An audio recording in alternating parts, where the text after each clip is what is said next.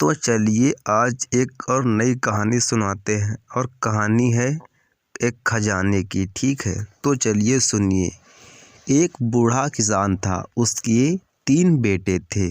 तीनों ही जवान और हट्टे कट्टे थे, पर वे बहुत ही आलसी थे।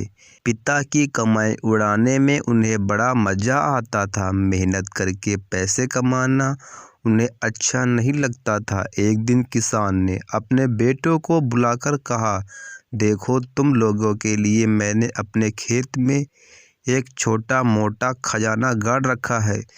तुम लोग खेत को खोद डालो और उस खजाने को निकालकर आपस में बांट लो। दूसरे दिन बड़े सवेरे सवेरे उस किसान के तीनों लड़के कुदालियाँ लेकर खेत पर पहुंच गए और खुदाई शुरू कर दी। पर उन्होंने खेत की एक एक इंच जमीन खोद डाली, पर उन्हें कहीं भी खजाना नहीं मिला। अंत में निराश होकर वे पिता के पास पहुँचे। उन्होंने कहा, पिताजी, हमने पूरा खेत खोद डाला, पर हमें कहीं भी खजाना नहीं मिला। किसान ने जवाब दिया, कोई बात नहीं, तुम लोगों ने खेत की बहुत अच्छी खुदाई कर दी है। अब मेरे साथ आओ, हम इसकी बुआई करेंगे।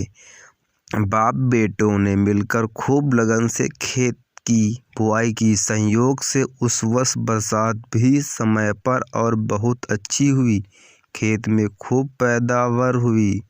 फसल पक जाने पर खेत की शोभा देखते ही बनती थी। तीनों बेटों ने बड़े गर्व से अपने पिता को लहलहाती फसल दिखाई। किसान ने कहा, वाह, क्या खूब फसल हुई है। यही है वह खजाना जिसे मैं तुम लोग को सौंपना चाहता था। अगर तुम लोग इसी तरह कड़ी मेहनत करते रहोगे तो ऐसे ही खजाना तुम्हें हर वर्ष मिलता रहेगा।